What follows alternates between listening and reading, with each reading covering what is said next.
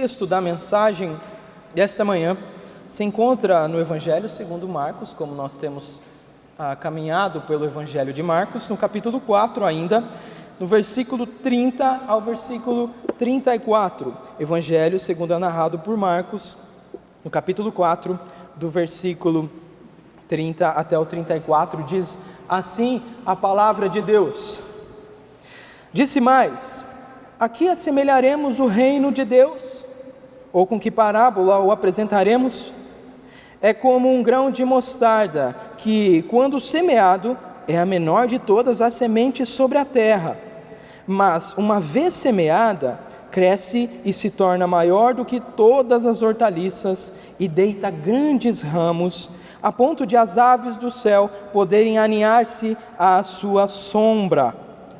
E com muitas parábolas semelhantes, lhes expunha a palavra, conforme o permitia a capacidade dos ouvintes, e sem parábolas não lhes falava. Tudo, porém, explicava em particular aos seus próprios discípulos. Pai, nós estamos diante da Tua palavra, que desejamos e esperamos. E nós também pedimos, rogamos ao Senhor, esperamos que o Teu Espírito nos ensine mais da Tua verdade. Somente Ele pode, em nosso coração, implantar de fato esta verdade, nos ensinar, nos convencer e de fato fazer assentar estas verdades em nosso coração. Isso para que frutifiquemos para a glória do Teu nome e para benefício da Tua igreja. Por isso vem e ensina-nos mais uma vez. É isso que oramos em nome de Cristo Jesus. Amém. Irmão, se você já se colocou a fazer uma leitura detida, um estudo detido no livro dos Atos dos Apóstolos, escrito por Lucas também, o evangelista Lucas, você perceberá que existe um romper naqueles dias, do reino de Deus, se estendendo e abrindo caminho naquele mundo antigo. Quase que mais uma tentativa entre tantos, se fôssemos pensar, se fôssemos estudar a história daqueles dias. Não era o primeiro grupo que estava ali tentando abrir caminho, conseguir espaço, conseguir adeptos, era mais um, até então, entre tantos outros que existia. Tanto que, em determinado momento, nós podemos ler isso no capítulo 5 do livro de Atos. Os apóstolos foram presos porque eles estavam curando. O crime deles era curar, o crime deles era fazer o bem, era assistir às dificuldades do seu próximo, abençoar a nação naqueles dias. Esse era o crime deles. Mas o crime deles era mais grave, porque, segundo o Sinédrio, as autoridades religiosas daquela época, eles estavam pregando o nome de Jesus. E já tinham, no capítulo 4, eles já tinham dito a eles que não fizessem mais isso, que não mais pregassem o nome de Jesus Cristo. Eles voltaram a pregar, por óbvio, e também realizavam sinais. Movidos então por inveja, estes do Sinédrio resolveram prender estes apóstolos criminosos que pregavam o evangelho naqueles dias. Eles prenderam eles. Mas um anjo foi mandado por Deus e libertou estes apóstolos da prisão. No dia seguinte, à prisão que tinha sido feita, o Sinédrio pediu para chamar estes apóstolos para interrogá-los. Então, na hora de chamar ele, encontraram as celas cadeadas, fechadas, trancadas, mas ninguém lá dentro. E eles informaram isso ao Sinédrio, o Sinédrio ficou perplexo, obviamente. Mas, além disso, enquanto estavam informando que tinham sido soltos de alguma maneira misteriosa, também um chegou e disse que estes mesmos apóstolos que haviam sido presos no dia anterior estavam pregando no templo o evangelho do Senhor Jesus Cristo. Eles podiam ir para casa, fugir, vamos dar um tempo, não é seguro, não faz bem afrontar as nossas autoridades, mesmo que as religiosas. Então, pacificamente, porque tinham medo de serem apedrejados, chamaram esses apóstolos e eles foram então interrogados. Entre tantas coisas que disseram para eles: já falamos para vocês não pregarem no nome de Jesus, já alertamos vocês anteriormente. A resposta de Pedro é aquela conhecida nossa já. Ele disse: importa-nos obedecer antes a Deus do que aos homens. Existia uma crise, um conflito de obediência ali, mas estava certo, eles estavam convictos, resolutos a obedecer a Deus antes de tudo. Eles ficaram nervosos, com certeza, já estavam enraivecidos, movidos por inveja e queriam matar estes homens, porque Pedro ainda usou a oportunidade para pregar o evangelho e dizer: nós pregamos Jesus Cristo que vocês mataram. Isso com certeza enfureceu o Sinédrio. Antes que matassem aqueles apóstolos, um homem se levanta chamado Gamaliel. Ele era um fariseu. Muitos dizem que Paulo pode ter aprendido muitas das coisas aos pés de Gamaliel. Esse é um entendimento. É muito possível que assim seja. E Gamaliel se levanta no meio do Sinédrio e diz: irmãos,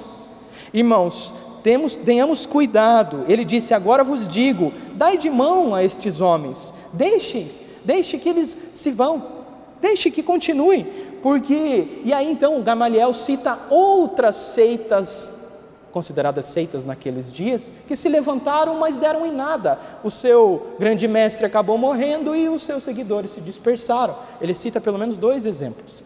E ele faz o mesmo, ele diz: agora deixe-os ir, Gamaliel diz, porque se este conselho vem de homens, perecerá. Simples, não?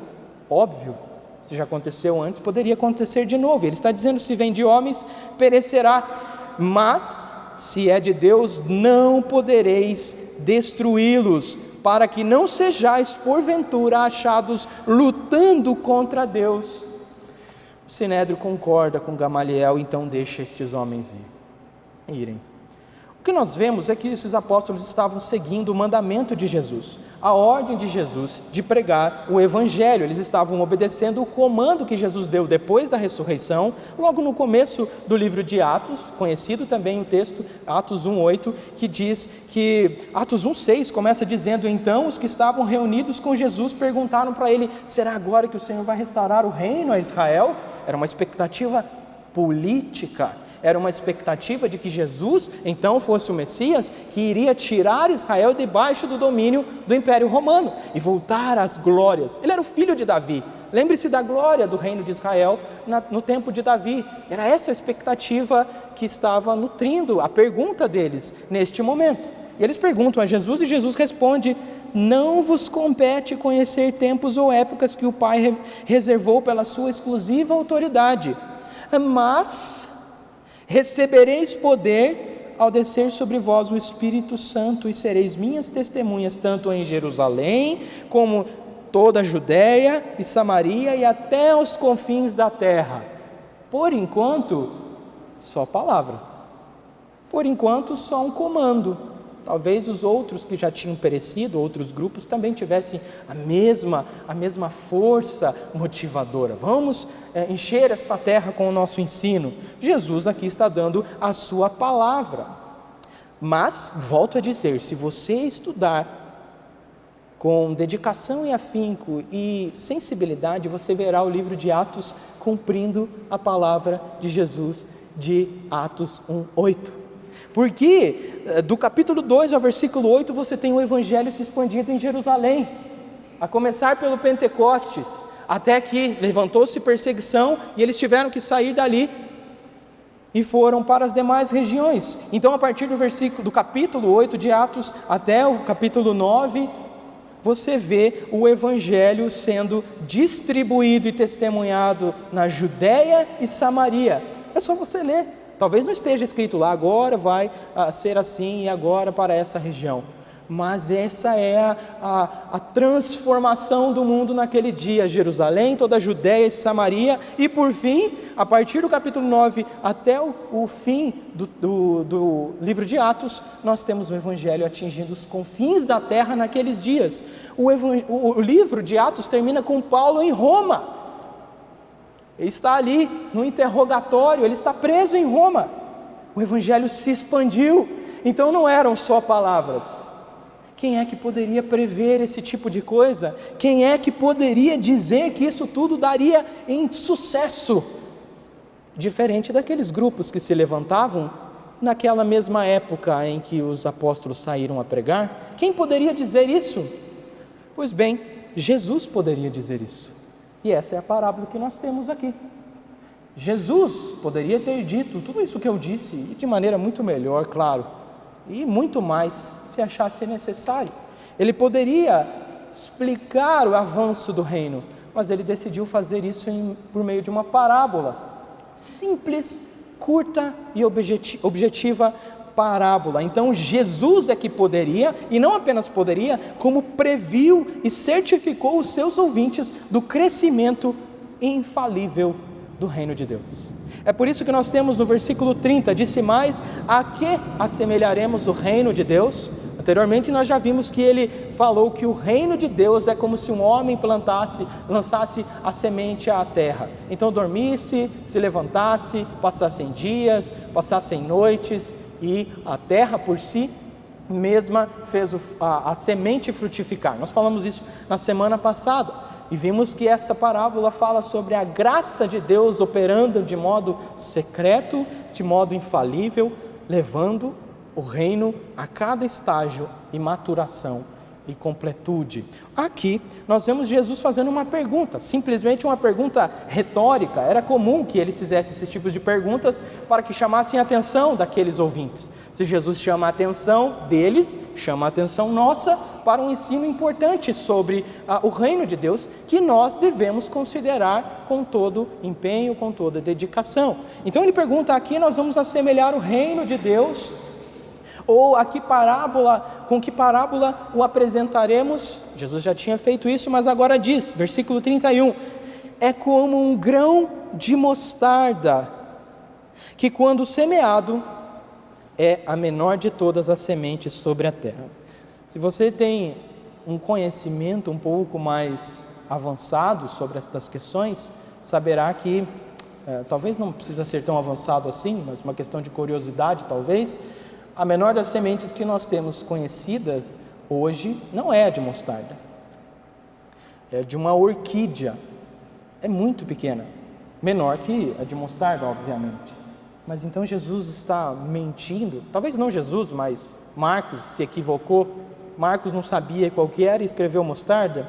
Não, se você olhar o versículo 34 e 33 principalmente, diz assim, que Jesus estava expondo a palavra com muitas parábolas semelhantes a esta, conforme o permitia a capacidade dos ouvintes. É como se Jesus estivesse preocupado com o que aquele povo entendia como sendo a menor das sementes. Ele é criador de todas as coisas, talvez haja uma semente até menor do que essa de orquídea, e ele sabia completamente. Talvez já tenha existido, não exista mais. A questão não é essa. Jesus está preocupado em transmitir a mensagem. Se aquele povo naqueles dias conhecia como a menor semente de todas o grão de mostarda, então Jesus usa esse recurso e diz que o reino de Deus é semelhante ao grão de mostarda que, semeado, de novo nós temos uma repetição do uso daqueles dias, os costumes daquele dia, do cultivo da terra, do cultivo das sementes e também a progressão e o desenvolvimento de uma planta. Jesus está usando o mesmo recurso. Então, se não ficasse claro de uma forma nem de outra, ainda ficaria por uma terceira.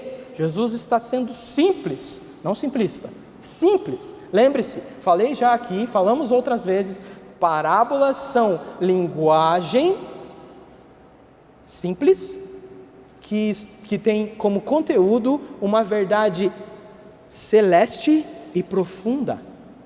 Não é uma historinha, não é uma ilustração apenas. Irmãos, o maior mestre de toda a terra estava aqui, o Deus soberano estava aqui ensinando a verdade. Ele não usaria apenas historinhas, não é apenas ilustração. É uma ilustração e é uma história simples, mas com uma verdade profunda do reino de Deus. Basta nós olharmos como as parábolas se dão, como elas aparecem para nós. Determinado momento recebe um foco, algum aspecto daquilo que Jesus está falando. Ele poderia simplesmente contar a história pura e simples, mas em determinado momento ele está contando, então ele faz um zoom, ele dá um foco em algo específico para chamar a atenção, E aí então ele parte para o encerramento da parábola. Em outra parábola, de repente, é outro momento. Isso é um recurso muito útil para nós lermos as parábolas e aproveitarmos dela e entendermos o que ela tem para nos dizer. E Jesus está comparando o reino de Deus. O reino de Deus, a menor das coisas. Mas eu esperava mais. Eu esperava que já fosse comparado ao universo, à galáxia. Ele é assim, mas Jesus está partindo do ponto inicial, porque a sua chegada, você lembra bem disso, nós já vimos aqui também em outras pregações, Jesus está dizendo: arrependei-vos, pois é chegado o reino de Deus, está próximo o reino de Deus. Mas antes Deus não reinava. Nós acabamos de ler um salmo no início que dizia que Deus é rei sobre toda a terra. Ele é rei ou não é rei? Ele reina ou não reina? Ele tem um reino ou não tem? E Jesus está dizendo que o reino está chegado, mas ele é comparado à menor das sementes que é lançada na terra. Mas a parábola não termina por aí. Ele diz que uma vez semeada, versículo 32, essa semente cresce e se torna maior do que todas as hortaliças e deita grandes ramos, compridos, longos ramos, que fazem sombra. Ele diz, a ponto de as aves do céu poderem aninhar-se à sua sombra. E aí então nós temos o comentário de Marcos, fazendo um desfecho, um resumo, dizendo que com várias parábolas semelhantes, Jesus então pregava a palavra conforme a capacidade dos ouvintes, e sem parábolas não lhes falava. Será que Jesus queria ser enigmático? A questão é que aos seus discípulos em particular, ele explicava as parábolas. Registrado, nós temos aqui no Evangelho de Marcos a explicação somente da parábola do semeador, que nós já vimos no começo do capítulo 4. Mas as outras não têm explicação, mas ele explicou aos seus apóstolos. E então os apóstolos, uma vez entendido isso, trabalhavam de acordo com essa verdade. Nós vimos que os apóstolos entenderam o conteúdo da parábola anterior, que dizia que a graça de Deus seria a força poderosa e soberana, infalível, que iria garantir não só o germinar da semente, que é a palavra, mas todo o progresso espiritual, até a maturação e o dia da colheita, e assim se encerra todo o ciclo. Agora, os apóstolos, os discípulos estão escutando todas essas parábolas de Jesus e mais essa, e Jesus deve ter explicado a eles conforme Marcos mesmo diz. O caso é que o significado dessa parábola pode ser visto de 4 maneiras que eu quero que você preste atenção para a gente entender o significado dessa parábola.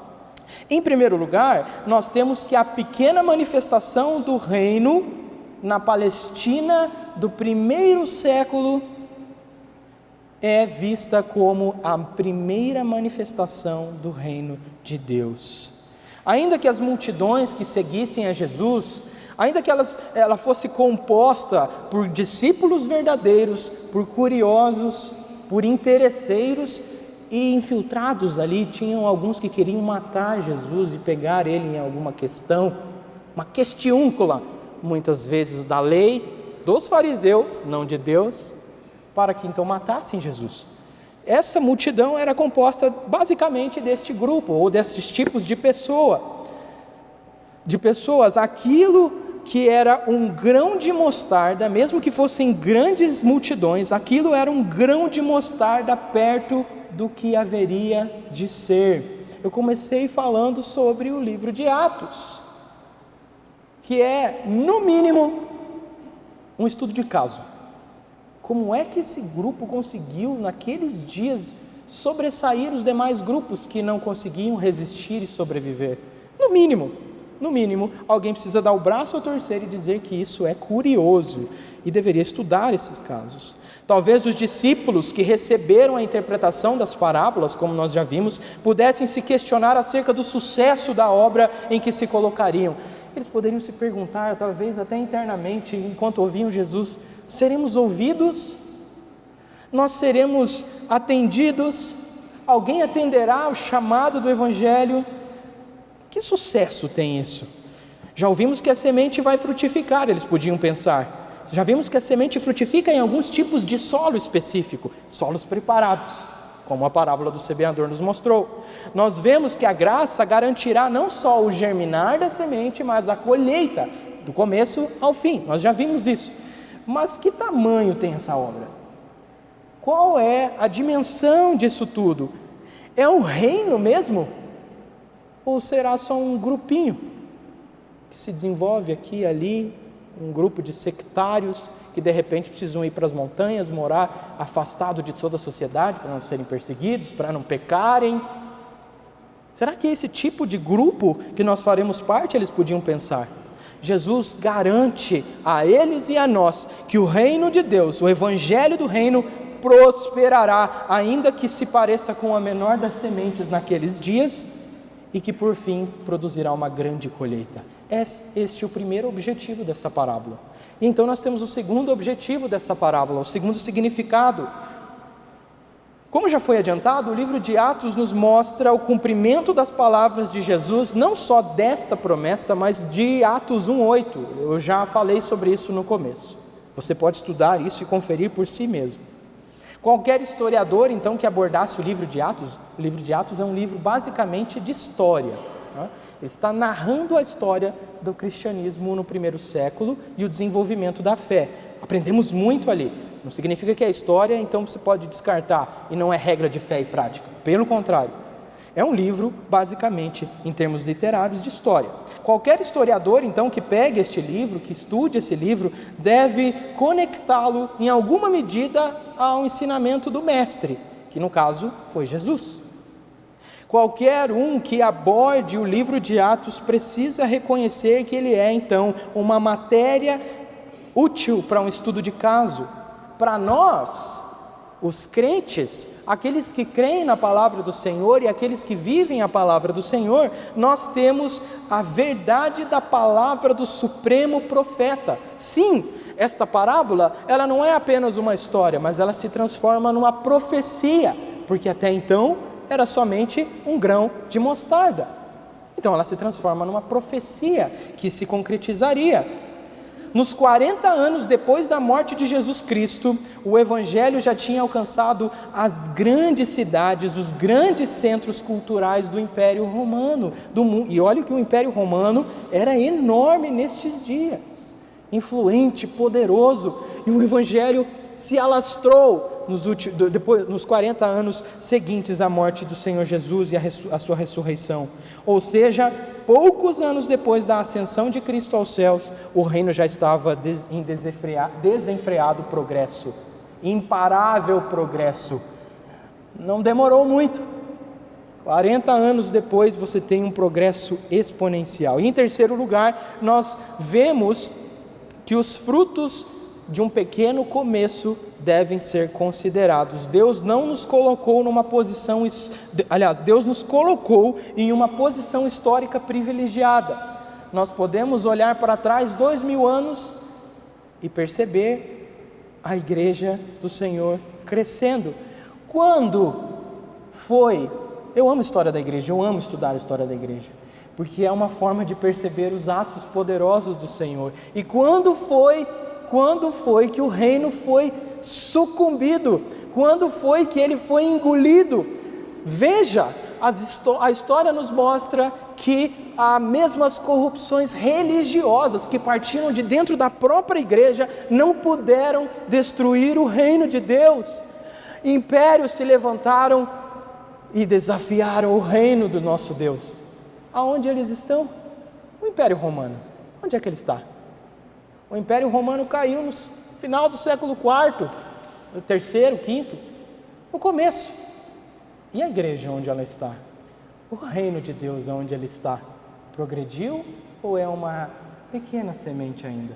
Então Deus nos colocou numa posição privilegiada, em que nós podemos olhar 2000 anos de história pregressa e ver o florescimento do reino de Deus. Quem o pôde abater? Quem o pôde parar? Quem é que, por mais que tivesse ódio, raiva, corrupção religiosa, poder civil nas mãos, pôde destruir o reino de Deus? Filósofos se levantaram e disseram: Deus está morto. Aonde está esse filósofo que disse que Deus está morto? Morto? O cristianismo não durará muitos séculos, não, alguns filósofos diziam no século XV.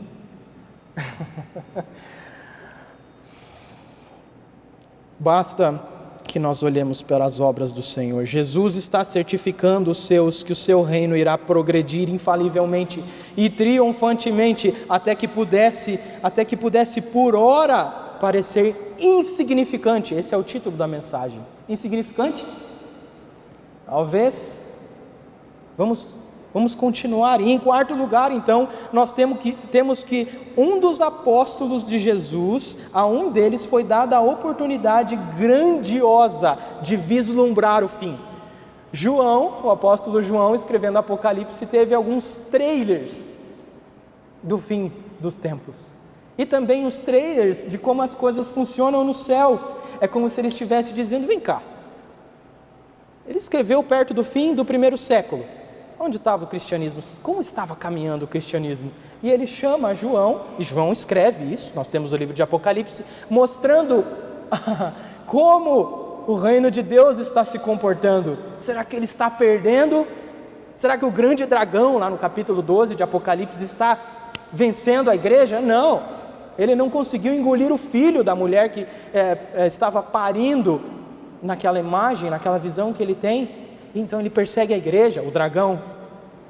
O que acontecerá com a igreja? João então tem um vislumbre, e nós vemos que o que ele vê. Apocalipse 5 mostra que Jesus Cristo, o Cordeiro, comprou homens de toda tribo, língua, povo e nação. Não é está comprando, ele já comprou, só precisa retirar, mas já comprou, vai conquistar, vai efetivar, mas está comprado. Em outro momento, João viu a inumerável, ele diz inumerável, multidão em pé diante do trono em que nós estamos. Lembre-se disso.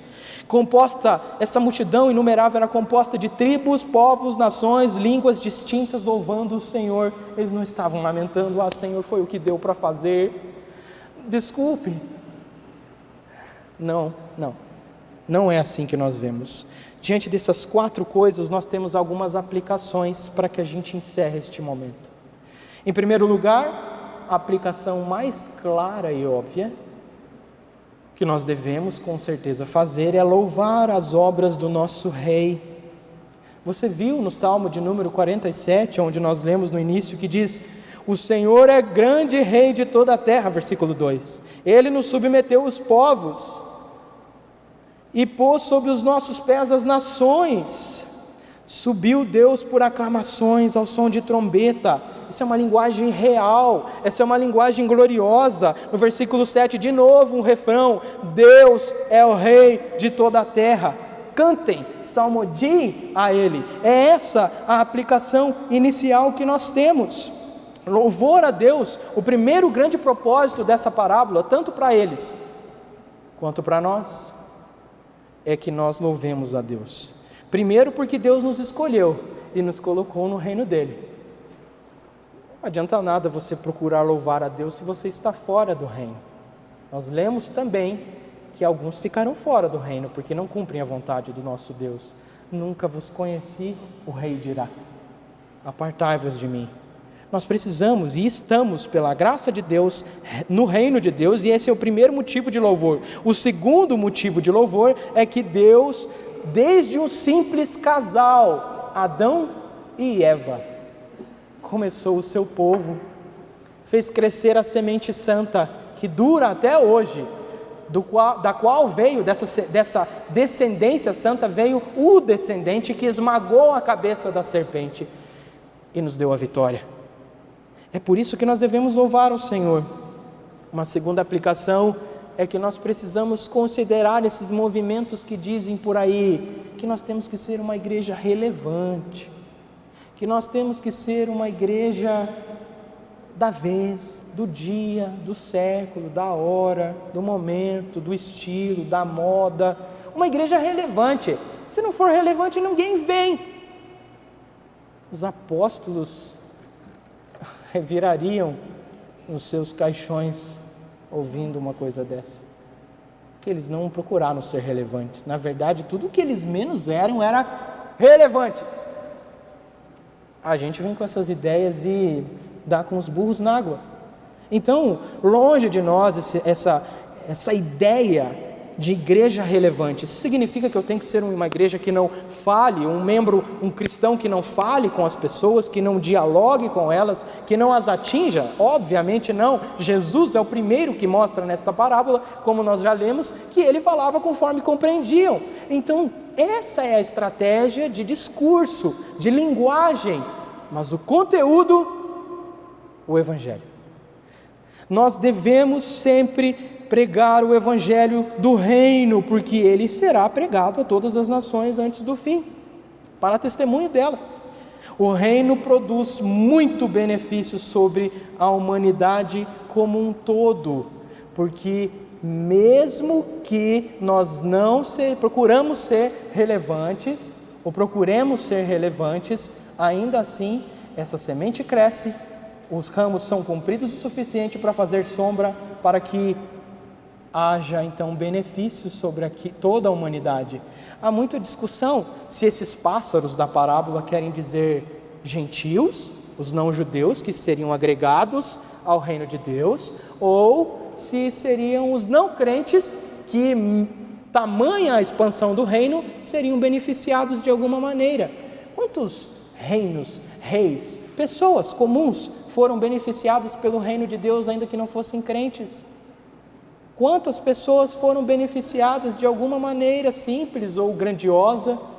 Pode ser esse o entendimento dessa passagem. O caso é que sombra haverá, mesmo que você não procure ser relevante. Ela será relevante por si só. A terceira aplicação é que nós devemos ter um cuidado com a questão das inovações dos métodos de pregação. O evangelho do reino puro e simples foi o método de Jesus e dos apóstolos que trabalharam depois dele para a expansão do reino. Pedro escreveu na sua primeira carta que nós somos raça eleita, sacerdócio real, nação santa, povo de propriedade exclusiva de Deus, a fim do quê? De proclamardes as virtudes daquele que vos chamou das trevas para a sua maravilhosa luz. O evangelho puro e simples, sem preocupação de métodos, de estratégias grandiosas. Agora vai dar certo, estou confiando nessa estratégia. Este é o problema. Confiando na estratégia, no método, é o reino de Deus, o evangelho do reino de Deus quem faz toda a obra. E uma última aplicação: não desprezemos os pequenos começos. Está claro isso na parábola, que nós não devemos desprezar os pequenos começos, e os apóstolos entenderam isso, e nós devemos entender isso. Um bebê numa manjedoura em Belém, quem diria? Um bebê, o choro de um bebê, na verdade era visto como um rugir de um leão, como o rei de toda a terra, nascido em Belém numa simples manjedoura. Parece insignificante, não? Um bebê, não conseguiram nem matar o bebê. Mas ali estava o Rei dos Reis. Talvez um convertido possa ser o início de uma grande igreja. Pequenos começos. Talvez uma palavra do Evangelho em um aniversário simples que você vá e tenha a oportunidade de não só orar com a pessoa que está fazendo aniversário, mas aproveitar para pregar o Evangelho. Você despreza esse pequeno começo? Você despreza essa pequena coisa? Você pode ser muito útil num pequeno começo. Não despreze estes pequenos começos, uma conversa rápida com o motorista do Uber, ou com alguém numa fila qualquer, ou num ônibus, numa conversa com um amigo de faculdade, de trabalho. Você despreza. Por quê? Você não confia na palavra de Deus, na parábola? Nós devemos sim estar atentos a isso. Não desprezar os pequenos começos, cuidar com os métodos que usamos, não confiar nos métodos e estratégias, usá-los se forem necessários, mas confiar que o poder do Evangelho é quem conduzirá a todas as coisas, e devemos sempre louvar ao Senhor pelo que Ele já fez.